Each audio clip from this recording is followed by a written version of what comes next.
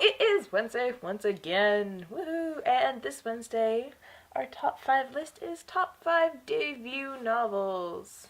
Woohoo! And this was really hard because who thinks about authors and what they've actually written? You like a book, you're not going to be like, oh, is this the first one? I mean, sometimes you do. You're like, oh, what else has this author written? But it's not how you classify your collection. But we, nonetheless, came up with some pretty awesome debut novels. So, first on our list is Queen of the Tearlings! I knew you were going to say it, so I'm like, yeah, let's do it! I love this book, unconditionally. Yeah, I don't know why. I can't really explain it other than it was amazing. 9 hours, man. I did that thing in 9 hours. You just love everything about it. Like the characters, the world just is weird enough to kind of throw you off. You've got this like setup for an epic event coming to you, some kind of epic battle between good and evil. The main character is unusual. The Mace. Yep. The Fetch. Yep. At the time of this filming, this book, the sequel, comes out in about a month. So excited. I have it on pre-order. Yep. So if you haven't read Queen of the Tearling, go read it. Watch our review. It is totally worth good. it. So good. Next on our list, we have The Red Queen. I'm currently reading this at this exact moment. And I've read it, and I super enjoyed it. Because it takes all your stereotypes from your usual fantasy dystopia and just kind of is like, let's have some fun poking at things. I've been reading a lot of like meshes, like hybrid fantasy sci-fi together, and it's really weird. This is the second one in like a few books that I've done. It's so cool. Why does that not happen more? I don't know. Why are we so separate, guys? Let's intermingle and it's hard to wrap your head around. Cross-pollinate. It's just cross-pollinate. So I really like the main character. She's pretty smart.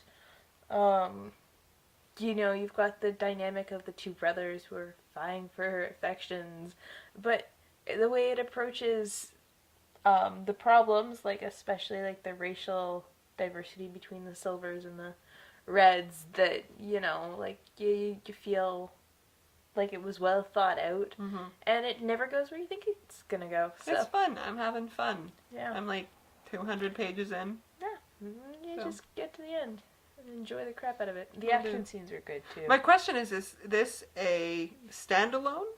No, there's gonna be a sequel. God damn it! Next on our list is The Lies of Lockemora, which I still have not read. I am going to make you read this. You are not the only one who is on my I'm on their hit list because I haven't read this book yet. I've gone on and on and on about this book, this series, but I'm just so pumped about it. This thing is brilliant. Just everything, like perfect, came fully formed into the world. Can't change anything about it. It's just so freaking clever. Freaking clever. I'm sorry, It's man. freaking clever. Do you know what I'm dragging myself through? I'm gonna read Symbogent, or whatever it's called, Symbiont. I am coming for Mira Grant. That is not as creepy as it sounds. You sure? That was exactly as creepy as it Parasite, people. I am reading the next book in the Parasite trilogy. Next on our list is one that, again, I have read. She has not. She should read it because it's freaking amazing. Is Sarafina. What do you think I do with my life? I don't know. What do you think I do? I just sit there and look, I'm not going to read this book. I have this book on my Kobo, but I'm not going to read it because it's going to drive her crazy. I think so. I'm pretty sure that's what involves 50% of your time. And the other 50% of the time is reading the stuff that I don't want you to read. That's right, I said it.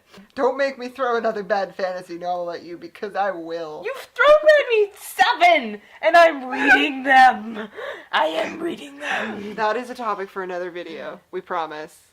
Anyways, Sarafina is a fantasy novel set in kind of like a medieval Europe kind of setting, but oh my god, it is so beautiful. Like, the way she describes music, the way she's kind of set up her system of like religion with all these different saints, and then Sarafina herself, who's like a half dragon trying to like hide who she is while solve this murder mystery, is just such a mashup of genres that you come out of it like not knowing what's going to happen.